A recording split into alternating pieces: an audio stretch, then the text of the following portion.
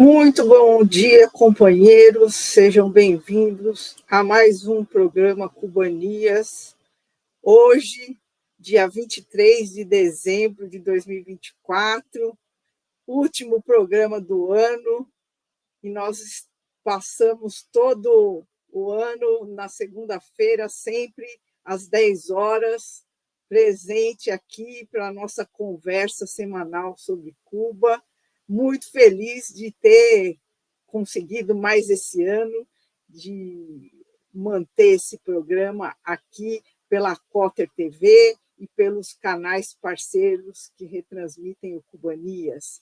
Agora na TV Resistência Contemporânea, no canal do Comitê Carioca de Solidariedade a Cuba, no novo canal Cubanias, que eu criei recentemente, no Iaras e Pagus, e, eventualmente, nós estamos também no canal do Europa por Cuba e na Voz Trabalhadora, além do Facebook do Cubanias e do Movimento Paulista de Solidariedade a Cuba. Chamem os amigos, compartilhem o link, porque essa live de hoje não estava no programa, mas nós decidimos fazer e encerrar o ano nesse dia 23 de dezembro.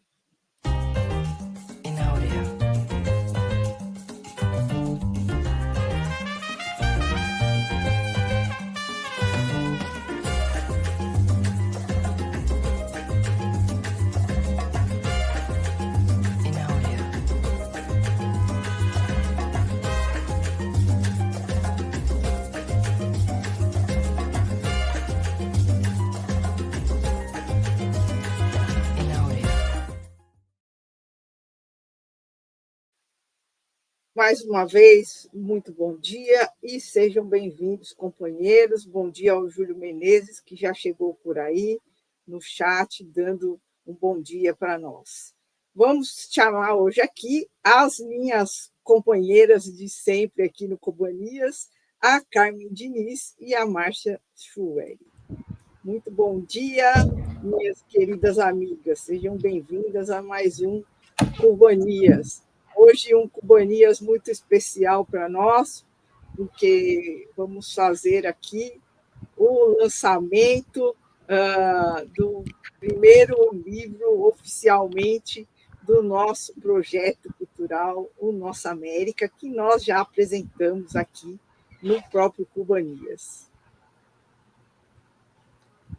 Sejam bem-vindas, muito bom dia. Bom dia a todos, bom dia, Lina, bom dia, Carmen. Eu tive que dar uma saidinha correndo, mas já voltei.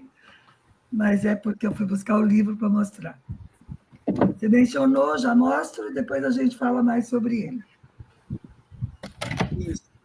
Bom, a gente sabe que aqui a coisa é sempre muito movida. Quando a gente traz o programa, eu sempre trago alguma notícia da semana sobre Cuba, e as coisas foram muito movimentadas essa semana em Cuba. A gente teve Cuba nas notícias várias vezes, quer dizer, nas notícias para nós, né? Nos canais de esquerda, nos canais progressistas, nas mídias alternativas, nas mídias não alinhadas, vamos dizer assim, porque na mídia tradicional a gente mais uma semana teve mais do mesmo, não é? Só a gente está aqui justamente para rebater essa mídia tradicional, trazer alguma notícia importante sobre Cuba da semana que essa mídia não traz, invariavelmente ela não traz. Então, um fato importante que nós tivemos essa semana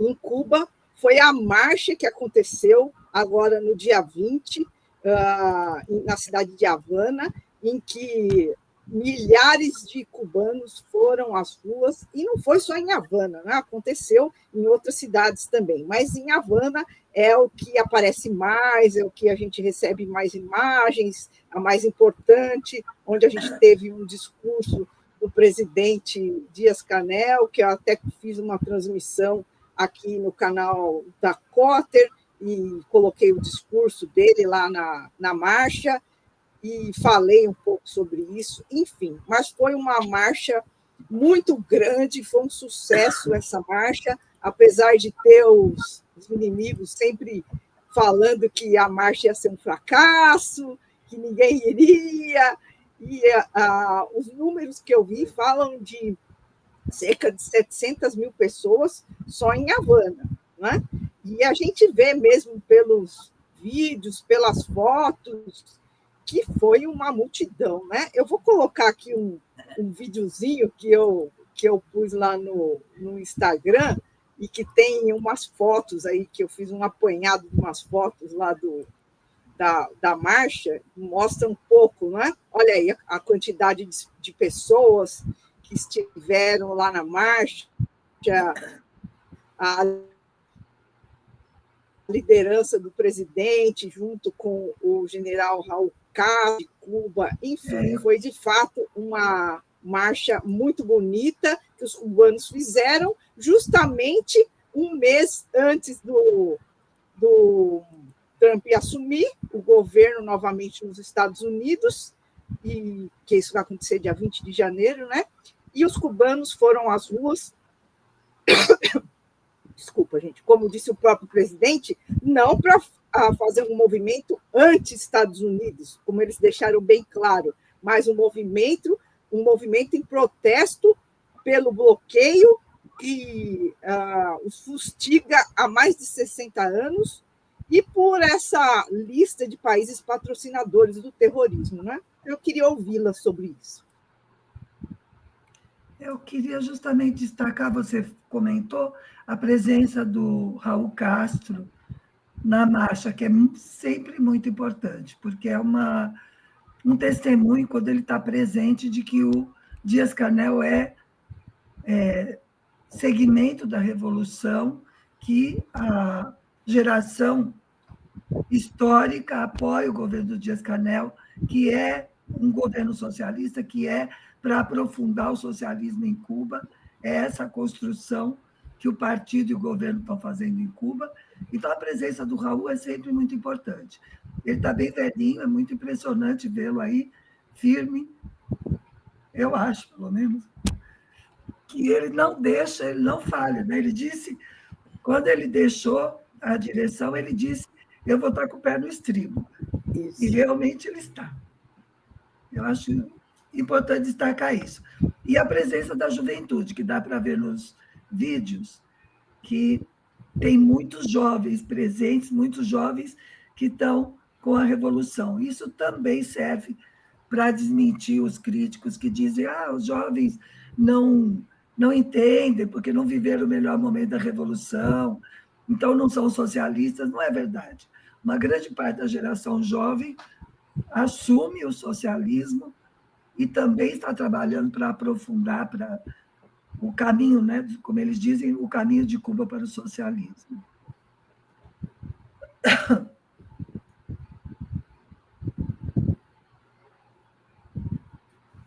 Aí um outro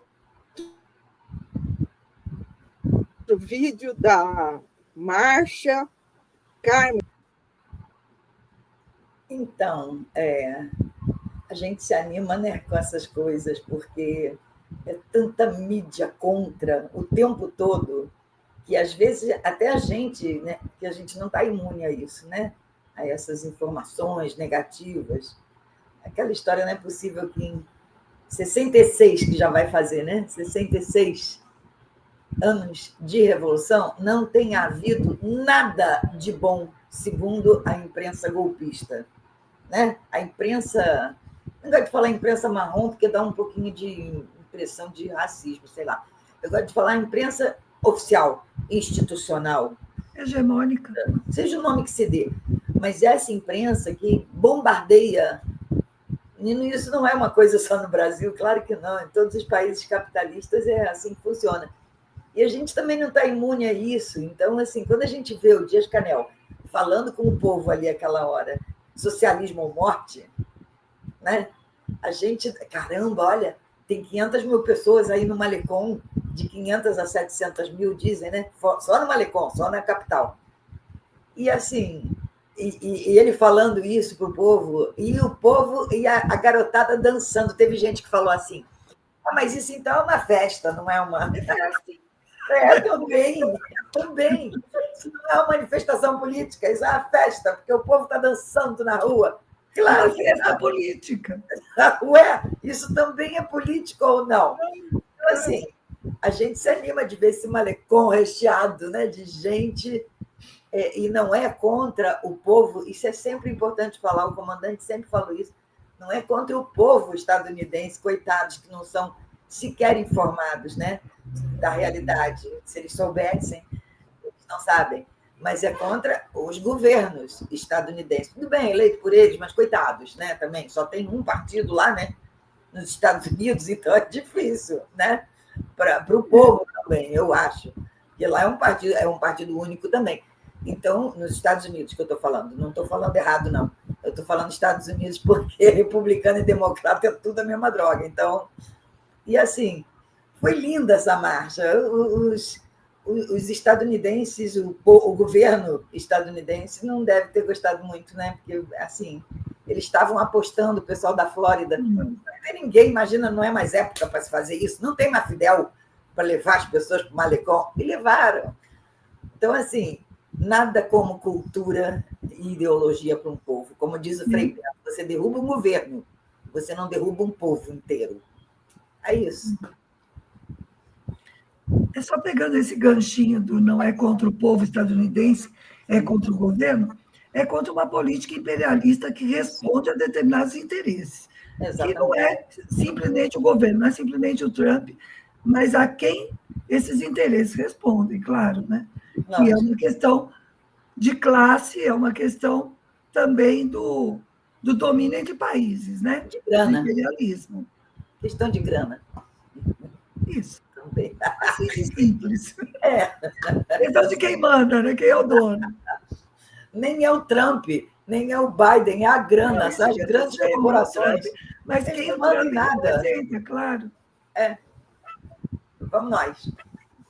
Deixa eu trazer os comentários do pessoal aqui. O Beto Silva passou aí, dando bom dia para todo mundo, pedindo dedo no like e para compartilhar, isso é importante. Bom dia do Boca Brava, que já chegou por aí também. A Malu Garcia, desejando sucesso para o livro. A nossa amiga Maria Leite também já está por aí, dando um bom dia para nós. O Júlio Menezes falando que os cubanos têm muita esperança nos BRICS, assim como a África, não é? O Lázaro Camilo já passou aí também, está por aí falando que essa marcha está doendo no Império e em Miami. Miami que tentou passar a ideia antes, como eu havia dito, de que a marcha seria um fracasso. E aí a gente viu aí nas imagens que fracasso que foi isso daí, não é? E está falando também que foi sensacional e extremamente necessária essa marcha, além de que os Estados Unidos são uma plutocracia. É isso aí. A Marijóia Menes já chegou por aí dando bom dia, o Boca Brava falando que de Cuba que o cubano é um povo liberto, de fato, né? E enfrenta tudo. O Júlio estava lembrando da vacina russa para câncer, que foi divulgada por esses dias também. Levi Alves de Lima falando um bom dia e que o país precisa ser salvo do fascismo, não é? A companheira Catarina, da Solidariedade lá da Rússia, no canal da Rússia, dos sérvios, passando aí para dar um bom dia para nós também. Não é?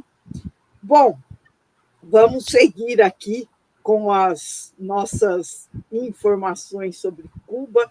E antes da gente trazer a nossa notícia principal aqui, eu queria lembrar que sempre a gente tem essas notícias contra, como saiu na Folha de São Paulo esses dias, que é o de praxe, não vou nem perder tempo para trazer isso aqui, como esse povo de Miami traz sempre bobagem, e aí a gente tem que lembrar que Cuba, apesar de toda a dificuldade que tem passado nesse momento, uma grave crise, de fato, que se abate sobre o povo cubano e que a gente não pode deixar de lembrar que a raiz dessa dificuldade que o povo passa nesse momento é o bloqueio e essa maldita lista de países patrocinadores do terrorismo que os Estados Unidos insistem em colocar Cuba, e essa semana que passou, nós vimos que Cuba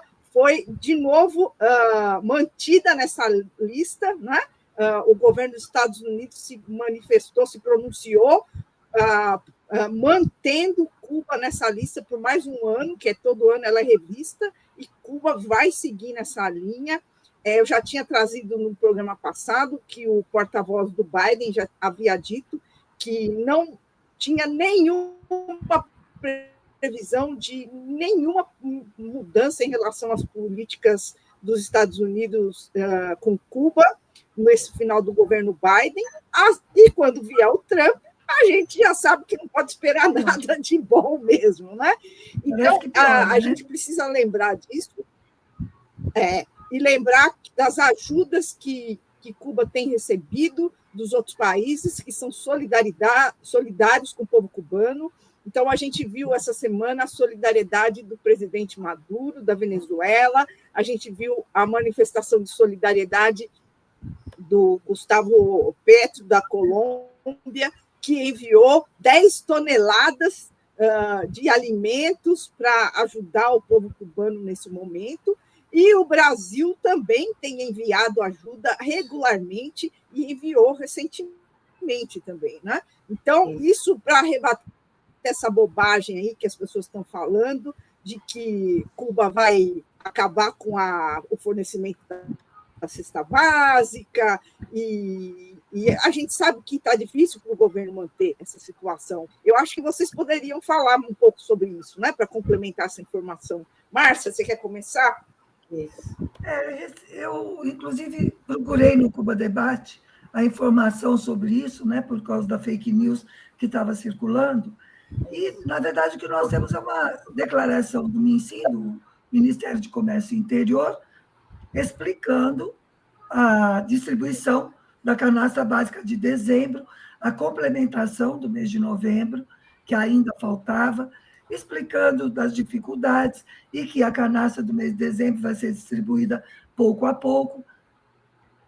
Eu queria comentar sobre isso o seguinte, que já existe uma discussão em Cuba há anos de que a canastra deveria mudar o critério, digamos, a linha, em vez de discutir quais são os alimentos que devem ser distribuídos, discutir, ou seja, usar como critério de distribuição quem realmente necessita. Mas eles sempre adiam, né, a implantação dessa mudança por causa da dificuldade de definir isso, porque não tem esse senso econômico, é muito difícil de fazer em Cuba, porque muita gente, na verdade, que não necessitaria, é porque recebe dinheiro de forma, não propriamente ilegal, mas de uma forma não oficial, de familiares fora, como costuma acontecer com países pequenos e pobres. As famílias, os que emigram, mandam dinheiro para as famílias, e isso alimenta a economia do país internamente. A gente vê isso não só em Cuba, como vê em Portugal, como vê em Cabo Verde, como vê em muitos lugares que são pequenos e que têm uma economia pouco dinâmica, digamos. Então, isso não é nada de novo. A canastra não vai mudar de imediato, com toda certeza. Sim, está difícil, é fácil de perceber isso. O período da pandemia consumiu os recursos, né, de reserva do governo, e está sendo muito difícil recuperar. está demorando, e tem que demorar mesmo, porque eram reservas, né, guardadas, e todo aquele período da pandemia não apenas gastou mais, mas também ganhou menos, porque não teve turismo, que é uma das principais fontes de receita para Cuba. Então, assim, não, a canastra não vai mudar de imediato. Sim, está difícil, tanto que eles estão distribuindo ainda coisas de novembro, que deveriam ter sido feitas em novembro, mas ela é importantíssima para o povo cubano. Muita gente realmente assegura a sua subsistência com a canastra. Então, eu tenho certeza que essa mudança não vem, que essa fake news é só para... Para que serve fake news, né? Atormentar, né? É claro. E a dificuldade com a canastra é a própria dificuldade para tudo. A raiz está sempre no bloqueio econômico, né? Que dificulta para Cuba ter recursos, dificulta vender seus serviços e dificulta comprar, porque não pode adquirir produtos, porque não tem como pagar por causa do sistema SWIFT, etc, etc. Então, e ser reincluída na lista de países patrocinadores do terrorismo só vai continuar dificultando isso. E o Trump vem com muitas novidades, né? Vai piorar bastante. Eu acho importante falar disso, da canastra. Quando a gente fala canastra, para quem não sabe, canastra é a cesta básica, que o governo, que a gente está acostumado a falar, né? Canastra é jogo, né? De carta para nós. Não, mas também é o nome de cesta. Não, e às vezes a pessoa não entende o que é canastra. Canastra é a cesta básica, que o governo fornece quase que de graça para as pessoas. Eu acho legal falar disso, não da fake news em si que surgiu, e que, inclusive, num grupo que eu estou, que tem um monte de cubano, o pessoal, como assim? Acabou? A fake news era muito bem feitinha, era um desenho, assim, sabe? Era daquelas empresas que são financiadas, adivinha por quem? Para falar mal de Cuba. E aí, muita gente não percebe na hora que está lendo, só lê a notícia, né? Não vai lá ver de onde é. Enfim. E aí surgiu essa fake news, vai acabar a cesta básica. O governo decidiu, caraca, levei o maior susto também quando eu vi. Que isso é a base da revolução, não é possível. A gente já fica... É fake news, como tem aqui, tem lá também, aprenderam isso com o raio da internet, e eles vão continuar fazendo. Até mandei aí, depois a Lina, se puder, coloca, porque tem as logomarcas de empresas, de mídias, que são financiadas pelos Estados Unidos. Então, assim, quando a gente lê e está vendo que é Cubanet, peraí, Cubanet, aí já desconfia. Agora, só mais uma coisinha, assim, acho importante a gente falar isso da cesta básica para não romantizar a respeito de Cuba e achar que lá só tem gente revolucionária, só tem a maioria, mas também tem os espertinhos. Cara, esperto, como a gente fala aqui no Rio de Janeiro, é com X, é IX, esperto, que é mais esperto ainda, né? O esperto. Então, assim, esperto tem em qualquer lugar do mundo, tem no Vaticano, tem nas igrejas, tem em qualquer lugar. Então, assim, para a gente não romantizar e achar, nossa, o pessoal faz direitinho. Não, quem pode se dar bem vai tentar se dar bem aqui, em Cuba, nos Estados Unidos, em qualquer lugar do mundo. O ser humano não falha. Só para a gente não deixar de falar isso, que há um problema com a cesta básica? Há um problema. O governo vai ter que resolver. Vai ter que resolver. Por quê? Porque o ser humano não falha. Agora, daí a dizer que acabou a canastra, a cesta básica, é para assustar, é para a gente, caramba, como assim? Então está mudando tudo lá? É isso? Não está, não. Eles, inclusive, estão fazendo esses cálculos de novo e tal, e eles não têm, como a Márcia falou, como saber quem precisa e quem não precisa, então vai para todo mundo. Sim. É aquela história que as pessoas falam aqui, Bolsa Família, e o cara deixa de trabalhar. Deixa de trabalhar por quê? Por causa de R$200? Claro que não. Mas aí é aquela historinha os meios financiados contra Cuba. São esses aí. Aí você tem Cubanet, tem vários... A gente pode depois colocar em algum lugar. Toque. Tem vários aí que não dá para acreditar. E tem a bandeirinha de Cuba, né? Então parece que é um negócio meio oficial. Porque tem as cores de Cuba, bandeira. Não é. É o pessoal que é financiado para fazer isso, para dizer, acabou. Muita gente... Acho que, olha só, para os desavisados. Muita gente se engana com esses com esses meios aí, porque acha que é coisa quando a gente põe... de Cuba mesmo, de gente que faz solidariedade a Cuba. Periódico cubano, Martim Notícias, Cubanete. Então, mas se você puser olha os nomes. Cuba no Google, o primeiro que aparece é isso. Antena cubana. Tem um que dá para desconfiar, que é Cuba em Miami. Aí tá bom. Né? Não, o que eu queria dizer é o seguinte: os desavisados. Quando você escreve Cuba no Google, os primeiros que aparecem sempre são esses. Ah, lógico. Então, assim, para os menos experientes, se você for pesquisar alguma coisa sobre Cuba, vá para o final da página. Isso, vai para o Cuba Debate. Vai para Cuba Debate, vai para o Programa Internacional, isso, vai para fontes oficiais e confiáveis. Isso, vai para outro lugar também que a gente não convém dizer aqui, mas enfim. Vamos nós. É isso, fake news. Enfim, nós tivemos também, essa semana, esse fim de semana mesmo, uma declaração pública muito importante do porta-voz do ministro de Relações Exteriores da China, reclamando com os Estados Unidos. O negócio está falhando para mim. Está falhando. Lina, está falhando o teu. Dos Estados Unidos, pela União de falando que eles precisam desocupar o quanto antes a mais de 100 anos ocupada e que, na verdade, principalmente acontece miséria, né? É um lugar de prisões arbitrárias, de tortura. A China falou isso. O representante da China acusou os Estados Unidos disso, que ali acontecem torturas para arrancar declarações dos presos e que eles se comprometeram a terminar com isso, não terminaram, e que isso é alguma coisa urgente a ser feita. E na mesma declaração, o representante do governo e da lista de países patrocinadores do terrorismo. Então, foi um pito assim feio que os Estados Unidos levou da China nesse fim de semana pelo porta-voz do Ministério de Relações Exteriores, né? Depois eu vou ver se eu consigo colocar no canal esse vídeo aí, que preciso traduzir ainda. Mas é muito bacana esse fato que aconteceu, né? Essa manifestação.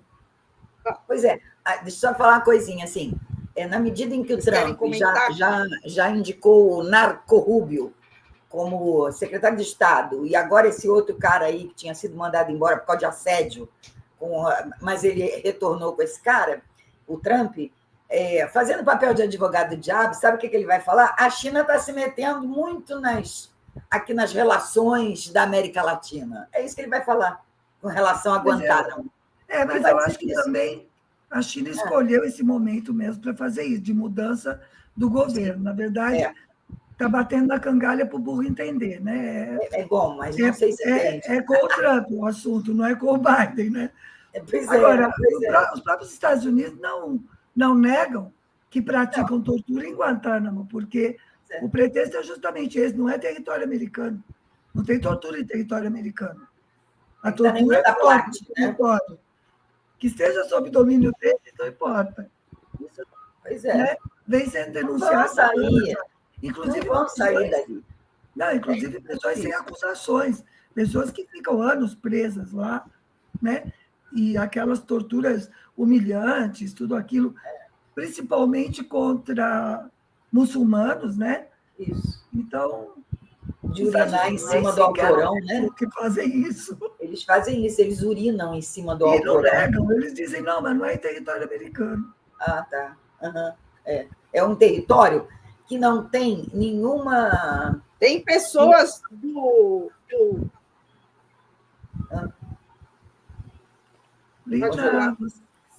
Aqui ela está congelando de vez em quando. É. Ali tem gente que não tem direito à defesa, não tem advogado, porque não está submetido a nenhuma lei, nem a Convenção de Viena. Exato. Não está submetido a Guantánamo, então não é território estadunidense, também não é cubano, não é. Porque está ocupado, é modo de dizer, está invadido, não suporta essas palavras? Como assim ocupado? Você ocupa um lugar que está vazio. O MST ocupa uma área que está vazia, não tem que mandar ninguém embora, não tem que tirar ninguém dali, não tem que expulsar. E você invade quando você chega num lugar que tem gente, você tem que tirar as pessoas dali para você tomar conta. Isso é invasão. É como falam da UPP aqui no Rio de Janeiro. Aliás, o nome já é esquisito. União de Polícia Pacificadora. Como assim, polícia pacificadora? Já não existe. Mas aí o pessoal fala, não, eles estão ocupando o complexo do Alemão. Não, eles estão invadindo com tanque de guerra. Isso é invasão, não é ocupação. É que as palavras têm peso, né? Se a gente começa a falar que Israel está ocupando Gaza, não está invadindo, está ocupando. É isso. Então, assim, as palavras têm peso, a gente tem que usar. Eu não consigo usar a palavra invasão. Mais de 20 anos dentro do MST, não consigo usar a palavra invasão. Mas tem que falar que é invasão nesse caso, enfim. Mas esse negócio de Guantánamo, pode ter certeza que ele vai dizer, o Trump principalmente, né? Porque o Obama tinha dito que ia acabar com a prisão, né? Com a base. Na verdade, é uma base militar que tem ali. Então, assim. Não vai acabar por causa disso, mas vai dizer aí a China se metendo na América Latina. É por isso que eu estou colocando uma Narco-Rubio, estou colocando outro que é para, aspas, restabelecer a ordem na América Latina. Exato, era bom mencionar isso, né? Estou com o nome dele aqui, Maurício Claver Carone. É esse que cara. Foi escolhido pelo Trump para a América Latina. Mas foi o Banco Interamericano de Desenvolvimento por assédio. Pois é, mas vamos nos preparar porque o que vem por aí é chumbo grosso. E também não é de graça que o Trump fez a menção ao Panamá essa semana, né? Vamos entrar nisso agora, é isso. Ele está se voltando contra a América Latina. Desculpa vamos entrar no nosso ponto principal aqui. Que está muito amarradinho, né? Que é justamente o nosso livro do Panamá, não é? Que o nosso projeto cultural, Nossa América, está lançando hoje aqui no programa oficialmente. Agora não tem mais preço de pré-lançamento, porque agora está lançado o livro. Não. Ele está dando reflexo porque ele está embrulhadinho no plástico e é para não sofrer danos. Mas temos o direito de esquecer, é isso. Bom, e o Trump nem vai deixar a gente esquecer, porque ele falou disso de novo. Não, falou disso ontem, olha que bom. Ele está ameaçando de novo o Panamá. Está fazendo marketing. Vamos falar do nosso livro primeiro. Olha só. Depois a gente faz os comentários. Vamos falar do nosso livro. Esse é o livro do Lázaro Mora, que a Márcia Choueri traduziu, e agora nós estamos com ele aí, publicado, não é? Impresso, e por enquanto nós estamos. Quem já comprou na pré-venda já vai receber, o livro já foi enviado, né? Então vai chegar brevemente. Agora, quem ainda não comprou o livro, agora tem a chance de comprar o livro, por enquanto, só na versão em papel mesmo, que é esse aí que a Márcia está mostrando na tela. E vamos falar, então, um pouco do livro e como é que as pessoas podem comprar, Márcia. Conta um pouco para a gente do texto do livro, então, como é que você chegou nesse texto, por que esse livro, por que nesse momento? Pois é, o momento aconteceu por várias circunstâncias e foi do mais propício, né? Porque está fazendo 35 anos da invasão dos Estados Unidos, do Panamá pelos Estados Unidos, por causa do controle do canal do Panamá. Havia um acordo Torrijos-Carter que dizia que os Estados Unidos devia devolver o controle sobre o canal do Panamá ao Panamá no final de 89. Isso só veio acontecer em 99, 10 anos depois.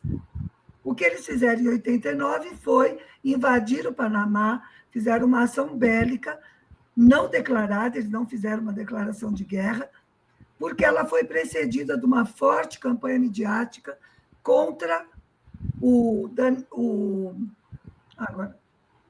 general Noriega, sob o pretexto de que ele era narcotraficante, ditador, e eles iam garantir a democracia para o povo panamenho, etc, etc.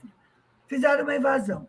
O Lázaro Mora era o embaixador cubano no Panamá naquele momento. Então, ele conta toda a história, desde o que acontece antes, desde a preparação, tanto a preparação, digamos, midiática, ideológica, que justificou a invasão, quanto a própria preparação militar. Ele é uma pessoa muito preparada para falar disso, ele é um diplomata de carreira e que estudou muito essa questão também militar. Então, o que ele diz é com muita consistência, muito interessante, ele traz fatos que a gente muitas vezes não conhece, inclusive sobre as Forças Armadas latino-americanas formadas na Escola das Américas dos Estados Unidos, que também eram as nossas, né? São, né?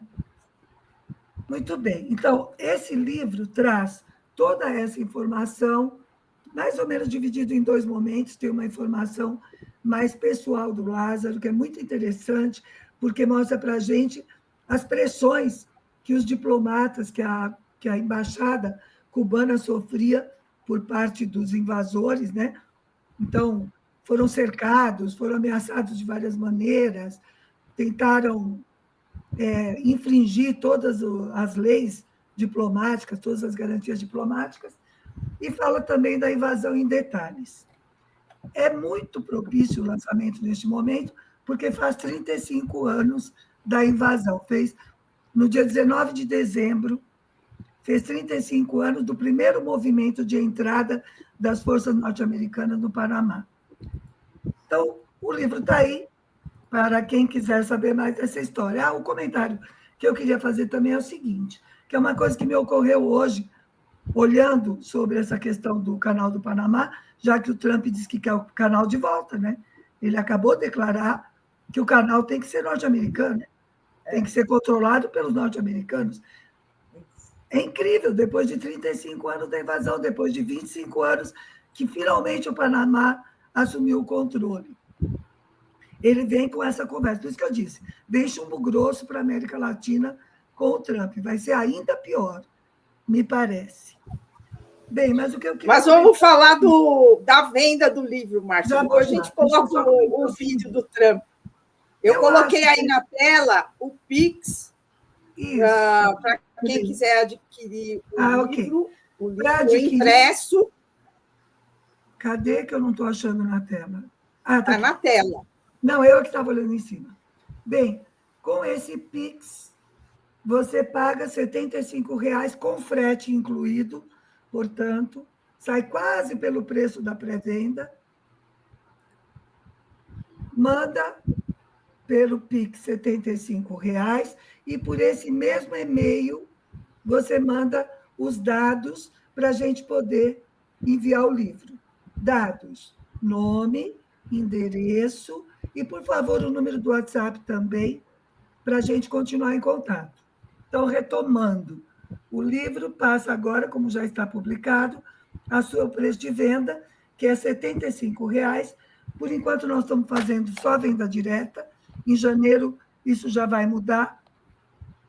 Em janeiro também vai aparecer o digital, por enquanto só livro físico. Os R$ 75,00 inclui o frete para qualquer lugar do Brasil.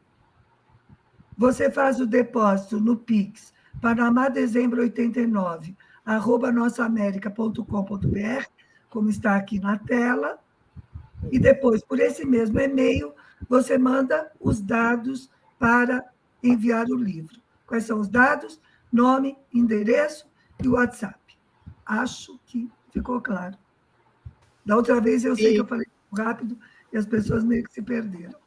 Claríssimo. Então, o preço agora do livro impresso é R$ 75 e é só mandar os dados, nome, endereço e o contato, o telefone, o e-mail, o comprovante de pagamento. O Pix é esse mesmo aí, então o e-mail serve para o Pix e para mandar as informações e o comprovante de pagamento, que aí você recebe o livro em primeiríssima mão aí. Por enquanto, só vai receber quem já teve o envio feito, que foi quem comprou na pré-venda aí, né? Não foi. E agora está aí disponível, como a Márcia informou, por enquanto só na versão em papel, na versão impressa, e tem que adquirir aqui por esse e-mail. Ainda não está disponível em livrarias. Futuramente estará, em breve estará, mas por enquanto, como a gente está lançando hoje mesmo, não é? Então, por enquanto, é só aqui conosco mesmo, por esse e-mail aí, que você consegue falar com a Márcia e pedir o seu livro. Então, está aí o livro apresentado, e aproveitem para comprar com a gente, porque depois na livraria eu não sei como é que vai ser a venda. Não, aí não fica sob controle da gente. Acho que é melhor agora. Deixa eu explicar aquilo que a gente não consegue controlar depois. Quando a gente coloca para venda, o que a gente ganha é uma pequena porcentagem só. E aí a gente não tem controle total sobre o preço, não. Eu queria só fazer um comentáriozinho rápido sobre o livro e, na verdade, sobre o nosso projeto, que hoje me caiu uma ficha, que a gente, mais do que divulgar textos cubanos, também vamos conseguir fazer uma forma de resistência histórica. Porque eu estava lendo sobre a questão da invasão do Panamá, eu fui procurar mais informações e tal, e aparece assim na imprensa. Olha que legal, como é que aparece na internet. Em 89, os Estados Unidos invadiu o Panamá para sequestrar, não era sequestrar, para prender o ditador e narcotraficante Noriega. E em 99, o canal voltou a estar sob controle do Panamá, entendeu? Então, eu acho que a gente tem que fazer também um tipo de resistência histórica, porque esse acobertamento, esse ocultamento que fica permanente, porque você busca informação na internet, é essa que você acha. Você não vai encontrar informação verdadeira. Não. Em lugar nenhum. Então, eu acho que trazer livros cubanos também tem isso de bom. Nós estamos com vários outros livros já meio encaminhados e muitos falando de fatos históricos importantes da nossa América. Eu acho que também tem esse papel de desvelar, de resistir historicamente para que a verdade não seja ocultada dessa forma, né? Então, acho que ganha outra importância até o projeto. Não só trazer a literatura cubana, mas o que é que vem com a literatura cubana? Vem isso, vem a resistência histórica, vem o desvelamento das verdades que estão ocultas, que estão acobertadas por esse discursinho manipulador, né? É isso. A batalha de ideias. A batalha de ideias. É isso. Estamos no fronte. Eu queria lembrar aqui o programa que nós fizemos faz uns meses com a Gilma Camargo, a advogada das vítimas da invasão do Panamá. Foi a primeira vez que nós trouxemos esse assunto aqui ao Cubanias, e ela deu um depoimento muito bom aqui. Quem não viu esse programa, recomendo que veja essa edição do Cubanias com a Gilma Camargo, em que ela conta sobre o processo que ela moveu em nome das vítimas no Tribunal Penal Internacional contra os Estados Unidos, responsabilizando os Estados Unidos pela invasão, pelas vítimas da invasão, que foram muitas. E ela conta nesse vídeo aí para a gente, nessa conversa, que as vítimas não se sabe nenhum número, porque foi tanta gente, foi um massacre. e os Estados Unidos não assumem que fizeram esse ataque, porque foi um ataque militar que eles não consideraram como uma guerra, nem um ataque, coisa nenhuma. Para eles foi uma operação normal, né? E eles minimizaram os estragos, e o Tribunal Internacional, com esse processo movido pela Dilma, condenou os Estados Unidos por esse ataque, por essa invasão, pelas vítimas, que foram muitas, e gente do povo, muita gente que estava em casa, não sabia nem o que estava acontecendo, e morreu porque caiu uma bomba em cima da casa, né? Famílias que foram dizimadas, e é claro que esses ataques atingem sempre a população mais pobre, mais vulnerável, e ficou por isso mesmo. Ninguém foi indenizado, ninguém foi ressarcido. Os Estados Unidos ignoram a condenação que eles sofreram no Tribunal Internacional, não reconhecem nada disso, não tomam conhecimento do julgamento, porque para fazer isso eles teriam que reconhecer o ataque que eles fizeram, para depois, então, reconhecer a condenação e ressarcir as vítimas. Mas é claro que eles não tomam o menor conhecimento de nada disso, né? Eles ignoram solenemente o que foi feito ali, toda a agressão e todo o sofrimento do povo panamenho com esse ataque aí, com essa invasão. Foi uma barbaridade, não tem outra palavra, mais uma barbaridade que os Estados Unidos cometem mundo afora, sobretudo na América Latina, que o desprezo deles pela América Latina é sempre muito claro, né? Como a gente fala, a doutrina Monroe continua valendo, e eles consideram ainda a América Latina toda território deles. Nós tivemos recentemente a fulana lá, a general do 3º Comando Sul, vindo a público falar sobre a importância da América Latina para eles, das riquezas que tem aqui, que eles não podem abrir mão, do lítio, né? Do que tem no Chile, na Bolívia, das riquezas naturais da Venezuela, da Amazônia. Ela foi nomeando assim, né? E marcando que eles não podem abrir mão da América Latina por causa disso. E a gente viu agora, como a Márcia falou, a manifestação do Trump nesse fim de semana, também dando a letra aí do que vai ser daqui para frente no novo governo Trump. De novo, a América Latina sendo tratada da pior maneira possível, e o Trump escancara, né? Ele nem disfarça, porque às vezes a gente tem algum governo aí democrata que disfarça um pouquinho, né? Apesar das bandalheiras que continua fazendo. Mas o Trump não está nem preocupado em disfarçar. E a gente já sabe como é que funciona. E ele já escancarou aí, e veio à tona justamente uma fala dele sobre o Panamá, isso que a Márcia mencionou, já questionando, né, a independência e a autonomia, que nem é tanto assim, a gente sabe, no canal, e, na verdade, ameaçando. O que ele fez foi uma ameaça de entrar no Panamá outra vez, né? Ele está ameaçando o Panamá desde já. Eu queria trazer aqui, então, esses vídeos para a gente falar um pouco sobre isso. Primeiro, eu queria trazer o vídeo dessa mulher guerreira de luta, que é a Dilma Camargo, um trechinho da conversa que eu fiz aqui com ela.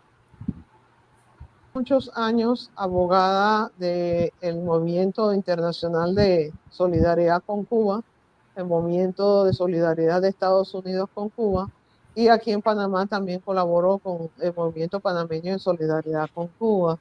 El bloqueo es un instrumento de agresión en contra de los países que no se doblegan ante los Estados Unidos. Lo han usado en contra de Panamá cuando estaba la dictadura de Noriega, lo usan en contra de Venezuela para cambiar la posición del gobierno chavista, lo usan como un instrumento unilateral que aplica a todas las naciones y que afecta a todas las naciones. El pueblo panameño no tiene ningún ninguna razón para estar participando en un bloqueo en contra de Cuba.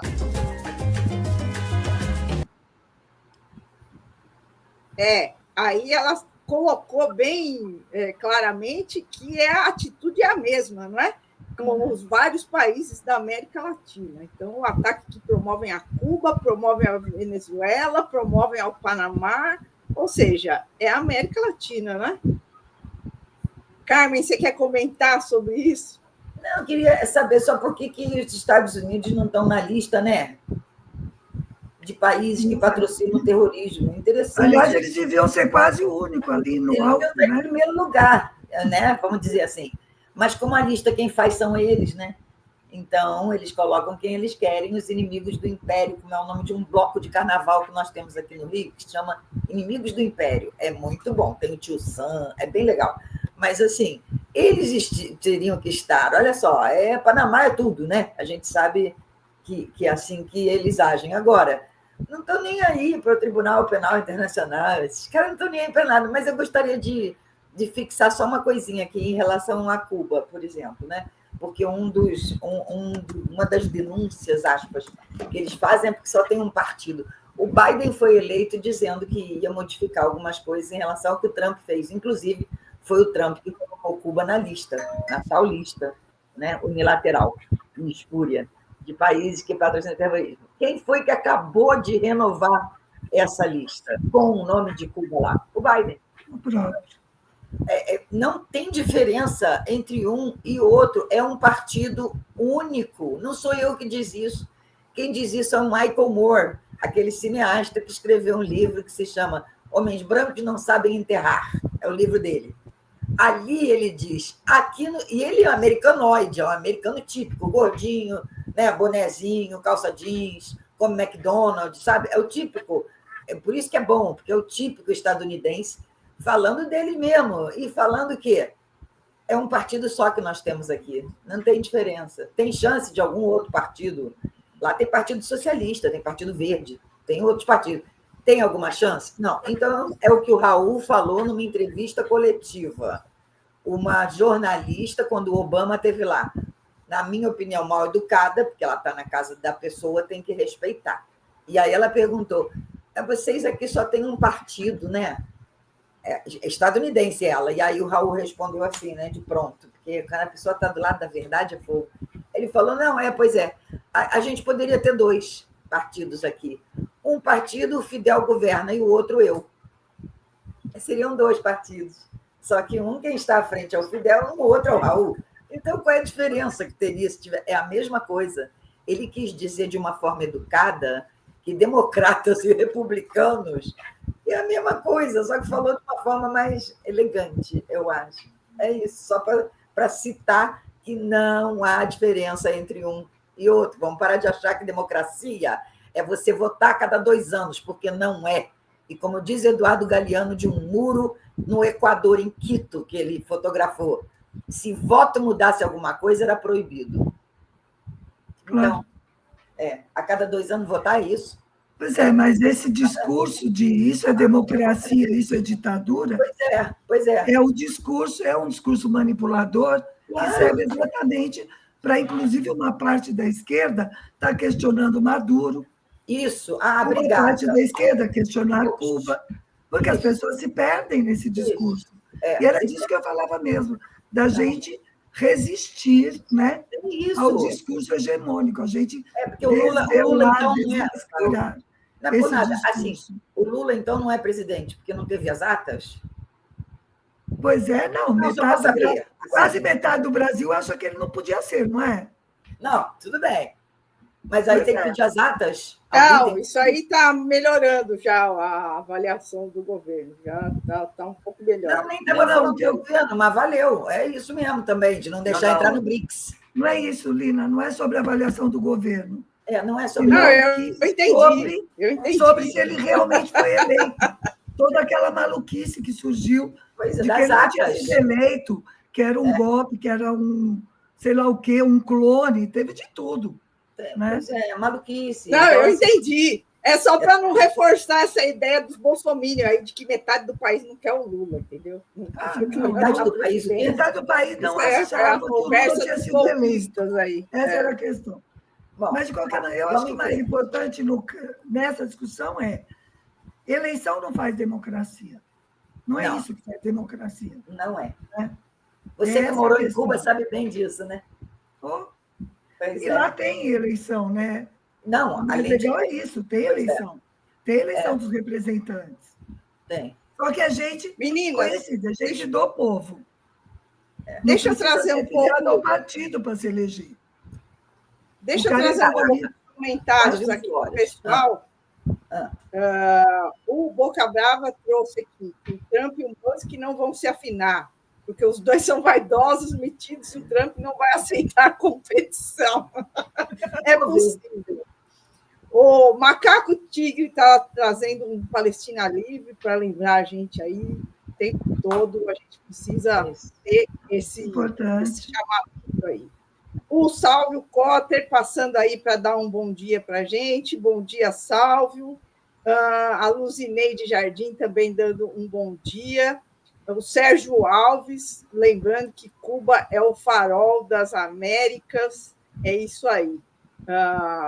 O Júlio Menezes lembrando uma informação importante nessa questão do tribunal aí, porque os Estados Unidos é um dos países que não reconhece esse Tribunal Penal Internacional aí, né? Porque para que ele vai reconhecer ele? Ele vai ser o mais condenado ali, para que ele vai reconhecer? Isso aí para ele e para Israel só serve quando atinge interesses deles. Quando não serve, então eles não reconhecem, né? O Arnaldo Ricardo trazendo aqui sobre o imperialismo ter dividido a América Espanhola, né? E, na verdade, os norte-americanos é que tomaram conta. E ele está falando aí para os Estados Unidos aguardarem, porque o dele está guardado. Assim esperamos. É a nossa mais forte esperança, né? O Sérgio Alves lembrando aqui do cinismo dos Estados Unidos, né? Dos milionários aí. Enfim, é isso. A Edilene Salles dando um bom dia a todos, o Macaco Tigre também. Enfim, o pessoal do Europa por Cuba aqui dando saludos a todos também. Sejam muito bem-vindos. O José Antônio apareceu aí nos bastidores, eu pensei que ele ia querer entrar, mas ele já saiu. Então, eu convidei. Agora não está mais aí. Acho que ele nem chegou a ver minha pergunta, se ele queria entrar. Enfim, tá aí. Se quiser voltar, volta aí e fala com a gente aqui na tela. Antes da gente terminar, eu queria trazer, então, um pouco dessa fala do Trump que nós falamos aí e que trouxe à tona a questão do Panamá. Para a gente lembrar aqui, eu quero reforçar o quanto é propício esse livro. Mostra o livro outra vez, Márcia, nesse momento, porque agora, dia 19, é que completou 35 anos dessa invasão bárbara militar, um ataque que matou centenas de panamenhos, de pessoas do povo panamenho, destruiu famílias, causou um estrago que até hoje não teve recuperação no Panamá, e agora, nessa semana que passou, completou 35 anos dessa barbárie que foi a invasão do Panamá pelos Estados Unidos. E tanto é propício o livro nesse momento, que Panamá está na boca das notícias de política internacional, com essa declaração do Trump sobre o Panamá, em que ele ameaça, logo depois, 1 ou 2 dias depois dos 35 anos da invasão, o Trump vem a público e lança uma ameaça ao Panamá novamente, né? Então, eu queria colocar aqui um trechinho dessa reportagem aí que saiu na RT, que mostra a fala do Trump para a gente mostrar para o pessoal aqui e comentar um pouco lá, né? Então, vamos lá. Eu vou colocar aqui na tela e vou selecionar o trecho aí. para a gente mostrar bem o Trump falando aí dessa barbaridade que é a atitude dos Estados Unidos em relação ao Panamá. Acho que é interessante mencionar que a declaração Trump foi tão louca que até o presidente do Panamá, que é de direita, teve que se manifestar contra. É claro, porque é uma coisa que é um ataque gritante à soberania do país. É um presidente para ficar quieto diante de uma coisa dessa. Foi excessivo. Né? Tem que ser um cara só nível Milei para aguentar uma coisa dessa aí. Né? Então, vamos lá. Eu vou colocar aqui o trecho. Con retomar el control del canal de Panamá sin cuestionamientos. En respuesta, el presidente José Raúl Mulino aseguró que cada metro cuadrado del canal es totalmente panameño y que su soberanía e independencia son innegociables. Asimismo, sentenció que la ruta no tendrá ningún tipo de otra potencia. Está cayendo en manos equivocadas. No se dio para el beneficio de otros como un gesto de cooperación, sino que se dio a Panamá y al pueblo de Panamá. Pero tiene disposiciones, tienen que tratarnos justamente y no nos han tratado de forma justa. Si no se siguen los principios, tanto morales como legales, de este magnánimo gesto de nación, entonces exigiremos que el canal de Panamá sea devuelto a los Estados Unidos de América en su totalidad, rápidamente y sin discusión. Cada metro cuadrado del canal de Panamá y su zona adyacente es de Panamá y lo seguirá siendo. La soberanía e independencia de nuestro país no son negociables. El canal no tiene control directo ni de la Comunidad Europea, ni de Estados Unidos ou de qualquer outra potência. Acho que é o suficiente aí para a gente falar sobre isso, né? Porque esse aí é o presidente atual do Panamá, o Mulino, e ele foi claro, né, que o canal é do Panamá e não está subordinado a nenhuma outra potência, nem a China, nem aos Estados Unidos, nem a qualquer outro país. Ele falou isso, né? O papel dele é colocar a soberania do país dele à frente, né? E o que o Trump falou é de um cinismo, né, gente? Ele falou que os Estados Unidos ainda foi generoso de ceder o canal, de devolver o canal. Ele não tem vergonha. E ele está reclamando das altas taxas que o Panamá cobra e que, se isso não mudar, ele vai ter que repensar essa generosidade, né, que eles fizeram. Ele quer devolver o canal. O presidente está reclamando que os Estados Unidos não estão recebendo um tratamento especial. Pois é. E o presidente falou... É que eu não coloquei esse trecho aqui. Deixa eu terminar, Marcia. Ele falou, o presidente, que, inclusive, os Estados Unidos estão reclamando de um tratamento diferenciado que não tem nem ele e nem nenhum outro país, que as taxas que eles cobram e o tratamento que eles dão aos Estados Unidos é o mesmo que dão a qualquer outro país, que não tem tratamento preferencial, né? Mas eles querem, né? Eles querem. Então, mas o que o Trump está dizendo é: nós devolvemos com o compromisso de vocês tratarem a gente diferente. E vocês não estão cumprindo. Fala a verdade. Se é assim, a gente pega de volta. Pronto. Só uma coisinha, assim, rapidinho. Há uma... Bom, não sei, acho que as pessoas sabem de uma maneira geral sobre isso. Primeiro, uma estrada, né, que sairia do Brasil para Lima, para a gente poder exportar para a Ásia, que aí fica muito mais perto, indo pelo lado esquerdo, né, digamos assim, olhando o mapa, né? Vai pelo lado esquerdo, você chega rapidinho ali no Japão e China, principalmente China.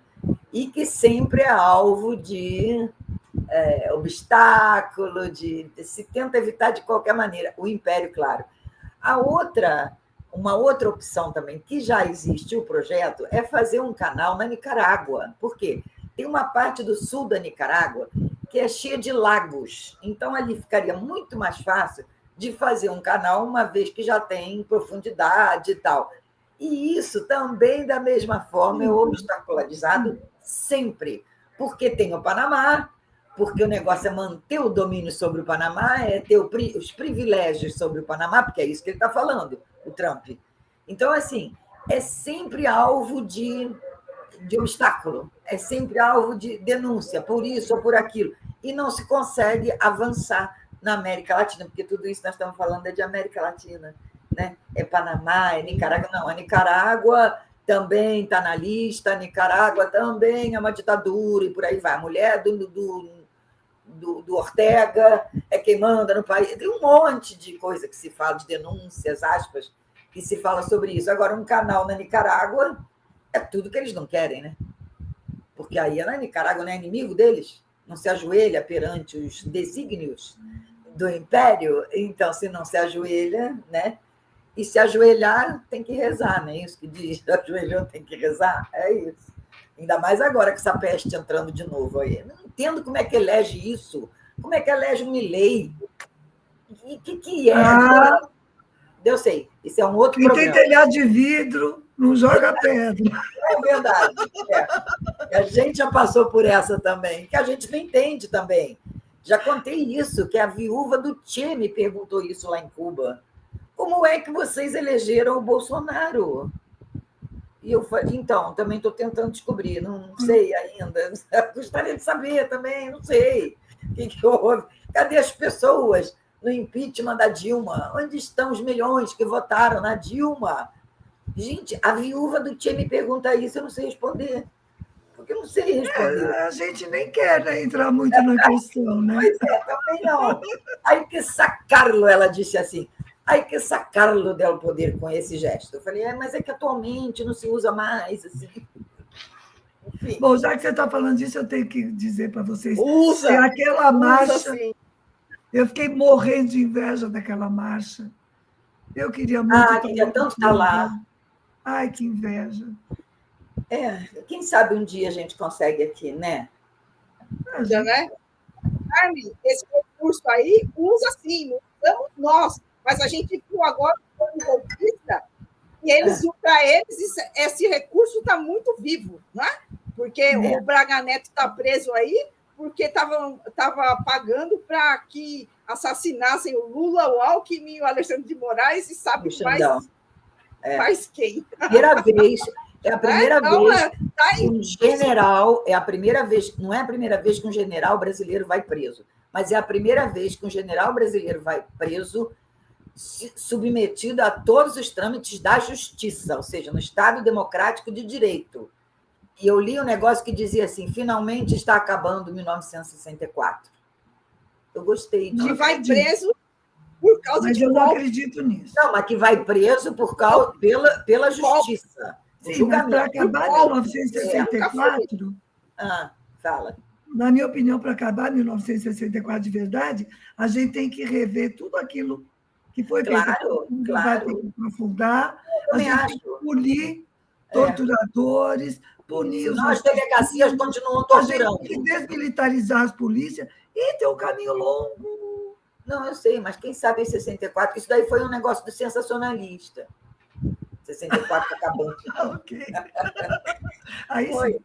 Não, mas eu acreditei pela primeira vez sensacionalismo. Será que está acabando? A gente quer que acabe. A gente não quer isso para nós, para nenhum país nenhum do mundo. A gente não quer isso, essa sombra, sabe? Um espectro ronda o Brasil. Esse espectro é o Exército, são as Forças Armadas. Tem que acabar com isso. Para acabar com cultura dentro de delegacia. Por já isso, que mencionou, assim. Já que você menciona isso, vamos voltar aqui, então, porque isso também tem a ver com o livro. Pois é. Porque o Lázaro fala e explica muito bem a formação das Forças Armadas latino-americanas, não só brasileiras, pela Escola das Américas dos Estados Unidos, com aquela doutrina, do Panamá. A doutrina da segurança nacional. Quem não lembra? E a Escola das Américas era no Panamá. Pois é. Agora, e ali se formaram os militares da doutrina da segurança nacional que implantaram as ditaduras no Cone Sul e que continuam por aí, tá? Sim. Isso não foi mudado ainda. Não. Eles estão aí firmes, com a mesma doutrina, a mesma formação. Vamos nós. E, na minha opinião, O que os Estados Unidos faz agora é formar juiz. O Sérgio Moro. Latino-americano lá também. Exato. O Capote está falando disso no livro, com todas as letras, inclusive uma nova versão. Moro. Esse é outro livro que nós vamos lançar. O livro do Capote.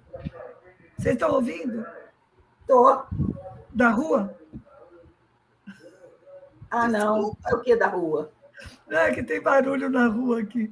Tá. Estou vendendo ovo. Prestação. Poxa, não. Eu moro em Casa Terra, gente. Então, mas o Capote está falando disso no livro, nesse nosso próximo livro do... Sim, muito importante. Vamos lá. E ele fala isso com todas as letras da formação de juízes. Por exemplo, Sérgio Moro no Brasil. Claro. Todas as letras. Sim. Então, ele dá muitos dados. Só de pé de página tem 50, cada capítulo, tem 50 acessos, assim, fontes. Então, assim, não está falando do nada. O cara é historiador, é professor universitário, não vai falar à toa as coisas. E ele fala com todas as letras. Sérgio Moro, Lava Jato no Brasil. Caraca, mico, então, né? É a nova versão da Escola das Américas. É isso, agora é com juízes, não precisa mais de arma, é mais barato. O Sérgio Moro deve ser barato, não sei.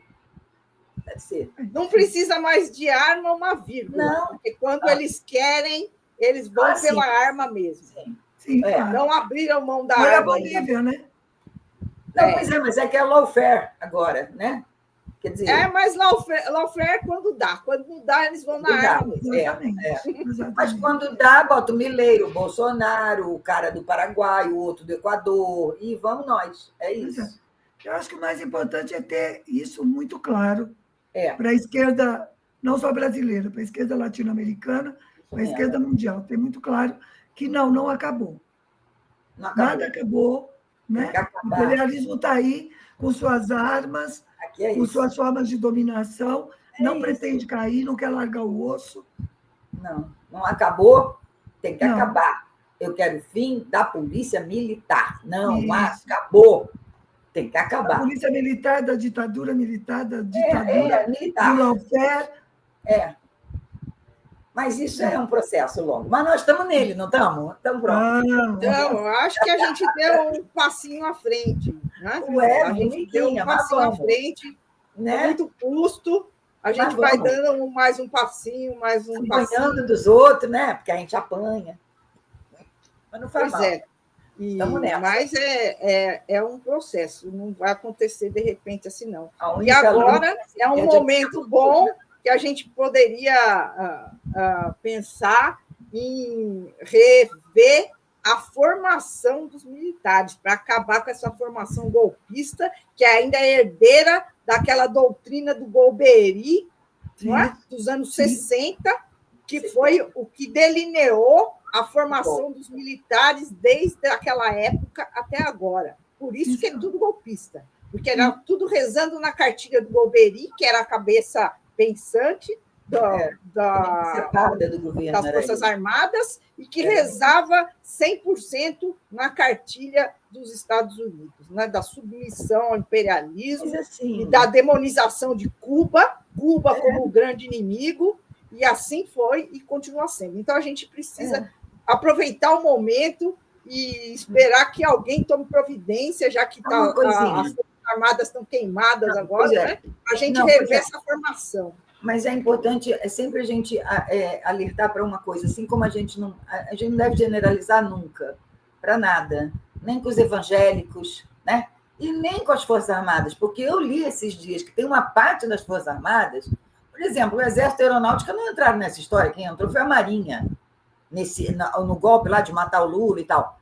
Foi a Marinha que entrou, a Aeronáutica refugou e o Exército também. Então, o que eles dizem, eu não sei, não me aprofundei no assunto, é que parte das Forças Armadas ficou muito chateada não é o termo, né? Não aprovou o que eles fizeram, então que haveria uma divisão ali. Eu acredito que sempre tem divisão, eu acredito nisso. Então, assim, que há uma divisão e que eles ficaram envergonhados do que uma parte estava aceitando, inclusive essa peste do Praga Neto, né? Porque é a mesma coisa, quer dizer, o cara que estava à frente de tudo, o cara que foi para o Haiti, o cara que era o chefe da intervenção militar aqui no Rio de Janeiro, quando mataram a Marielle, não é à toa, nada disso. Então, assim, é esse cara. Mas o que eu li, eu gostaria muito que fosse verdade. Não sou especialista nisso, no assunto. É que as Forças Armadas estariam envergonhadas de uma parte, porque pegou mal para eles o golpe, gente. Claro que pegou, entregaram o país todo quebrado. Não foi um bom exemplo você olhando historicamente para trás. Pô, entregaram para os militares que não sabem governar, que não são treinados para isso. Enfim, e aí deu nisso, porque que ameaça tinha de comunismo, Jango? Então, assim, não sei, eu acho que uma parte, e eu quero acreditar nisso, que uma parte das Forças Armadas realmente ficou envergonhada de ver o papelão que estavam aprontando com essa história de matar presidente, vice e Xandão, guerreiro do povo brasileiro. Não é, a gente sabe que não é também. Não estou aqui para defender o Xandão. O Júlio Menezes fez um comentário interessante sobre isso.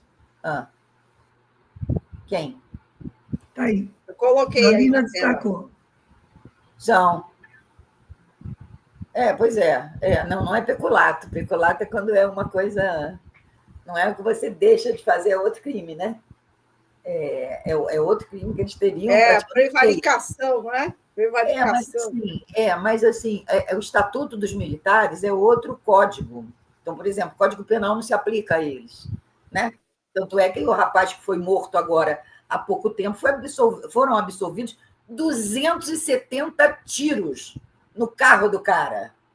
E os militares foram absolvidos. Mas aí é corporativismo, né? É o quê? Isso é corporativismo, isso não tem a ver com lei. No Tribunal Militar não tem. Eles vão recorrer. Isso não tem a ver com não importa qual é a lei. Não, pois porque é, o que importa é o julgamento julgamento em si. Quer dizer, os nossos vão ser punidos. 3 anos de cana, acho que já até cumpriram, porque já faz tempo essa história. Em Guadalupe, aqui no Rio de Janeiro, 270 tiros. E mataram não só o rapaz que era músico e que falou para a mulher dentro do carro: se preocupa não, porque o exército está aí, estamos protegidos. Ele votou no Bolsonaro, tudo bem, ninguém está livre. Mas mataram também o cara, o catador de latinha, que vendo o que estava acontecendo, correu para ajudar, porque viu que o cara estava sendo morto. Foi morto também. Eles mataram 2 pessoas e foram absolvidos praticamente. 3 anos. 3 anos já passou. Já foi, então, entendeu? Então, assim, enquanto existir, isso é o Superior Tribunal Militar, Brasília, enquanto existir isso, cara, não dá para dizer que foi o que? Legítima defesa? Não tem como no Código Penal, não tem como você, sabe? E ainda existe esse Tribunal Militar. Não, é militar, mas matou os outros, não é uma guerra. Vai para a justiça comum. Por que não? Se é uma guerra diferente, tá numa guerra, tal, então o cara vai ser julgado pela corte marcial, sei lá. Mas não é guerra, por que isso continua existindo? Esse tribunal, essa justiça militar, não tem que existir. Enfim. Por causa dos privilégios que a Marinha diz que não tem, né? Pois é. É isso, no fundo é tudo isso. Mas é bom a gente conversar sobre isso, a gente se aprofundar nessa história dos militares, porque está sempre essa sombra atrás da gente. Sim. Inferno isso, né? Nos Estados Unidos, pelo menos, não tem isso. Os militares lá não dão golpe, só nos outros países. O último programa que eu fiz aqui foi com o Ivan Seixas, e ele fez essa acusação de militares que participaram do golpe ativamente, da tortura e tudo mais, e seguiram, ou não sei se ainda seguem, dando formação.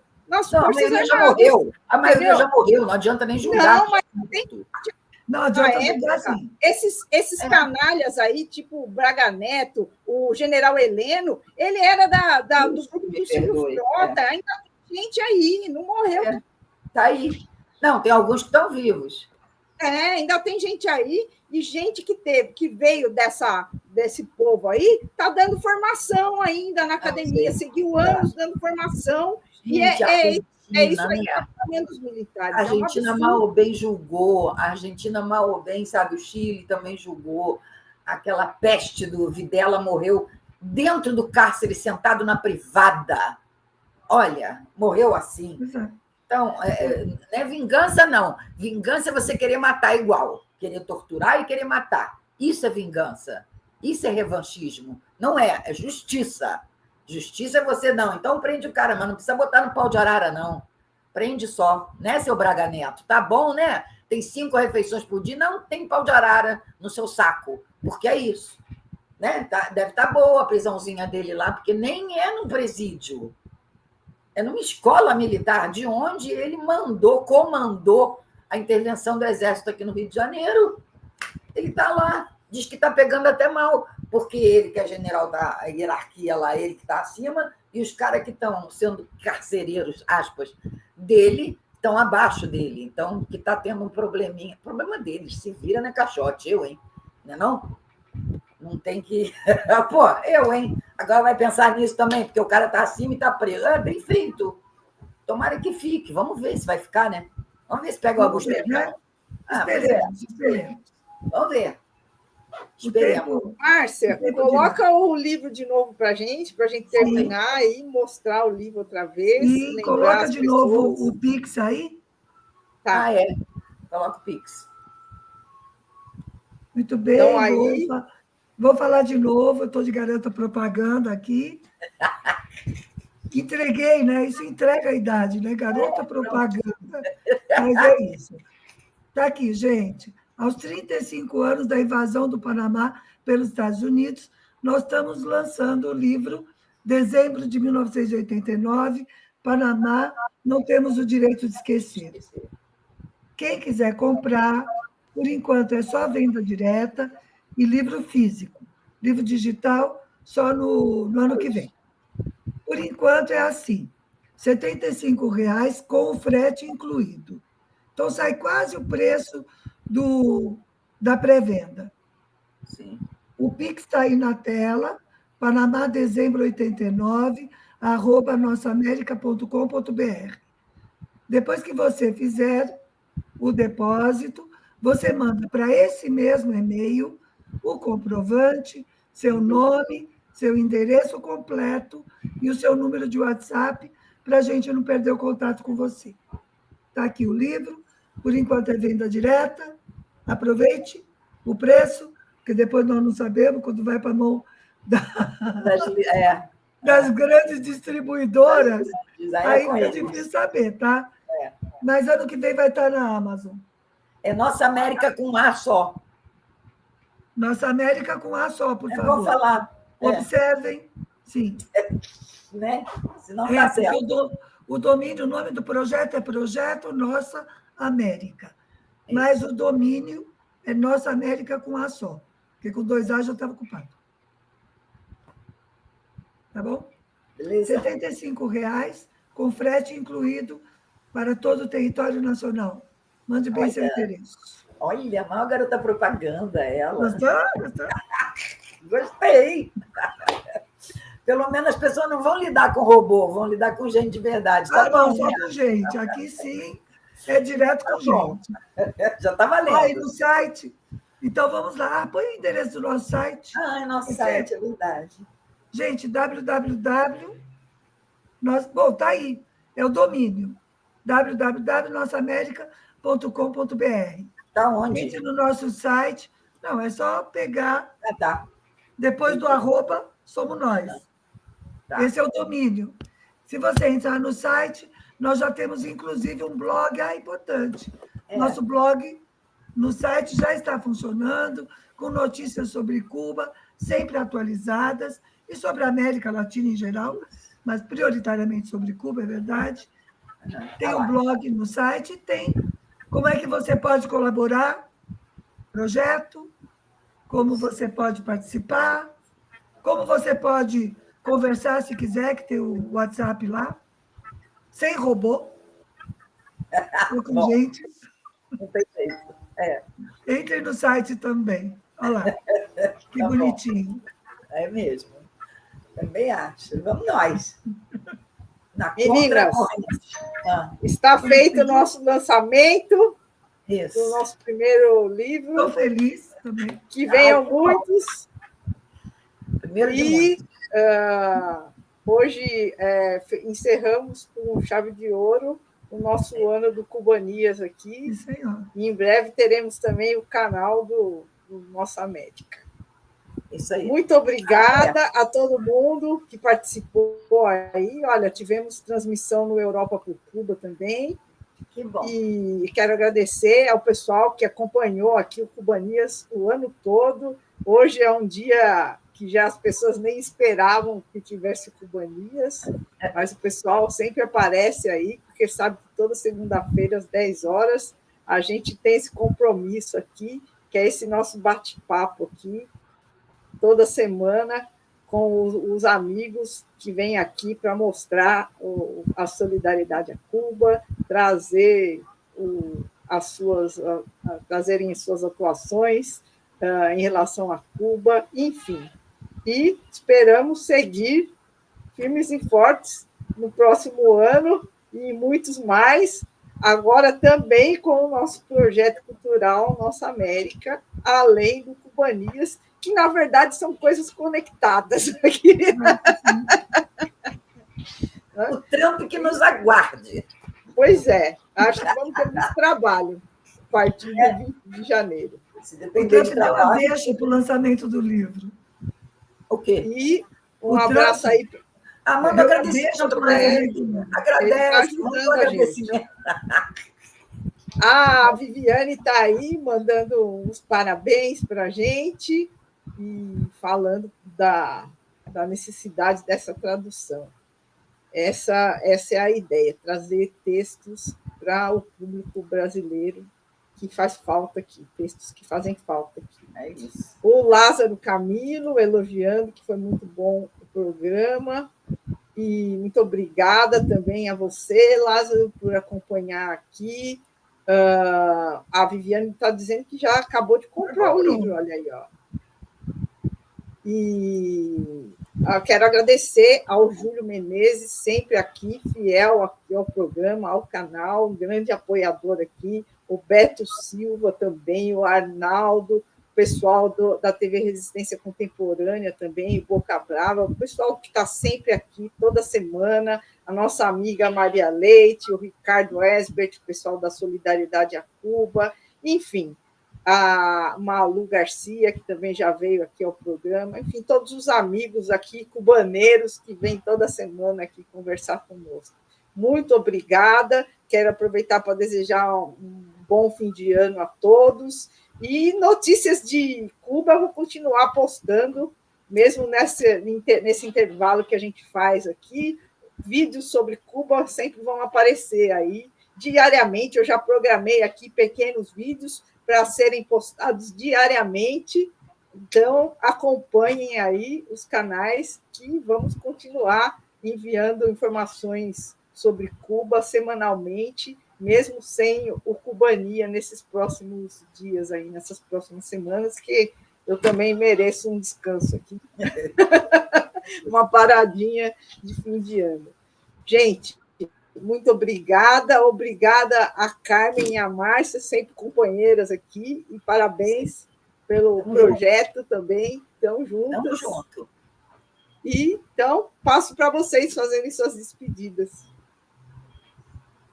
Bom, eu quero agradecer a poder estar aqui, trazer o livro, agradecer a todos que participaram e desejar um ótimo 2025, juntos na luta, porque, pelo jeito, a luta vai se acirrar ainda mais e nós vamos continuar aqui firmes no fronte.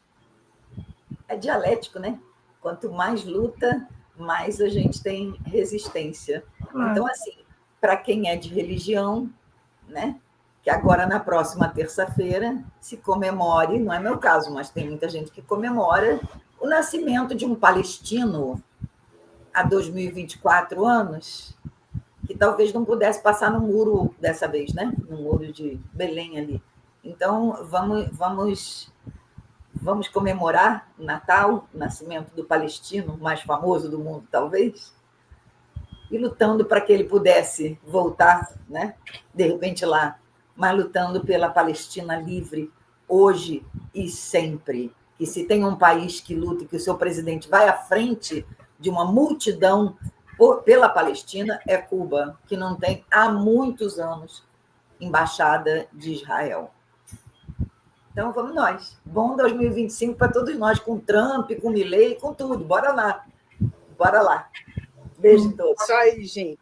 Um abraço a todos, um agradecimento especial às minhas amigas Márcia e Carmen. O Lázaro está perguntando se a gente está publicando em espanhol. Não, só em português mesmo, Lázaro.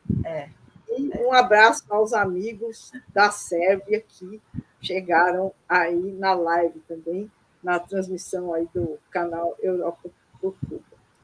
Gente, bom fim de ano a todos e logo a gente está por aí de volta com mais Cubanias, que assunto sobre Cuba não falta e não faltará jamais.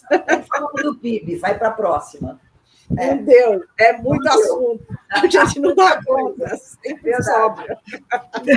Ainda ficaram os pontos na pauta que não deu para cobrir. Pois é, sempre tem. Tchau, gente. Bom 2025. Bom fim de ano para todos. Tchau, gente. Tchau, tchau.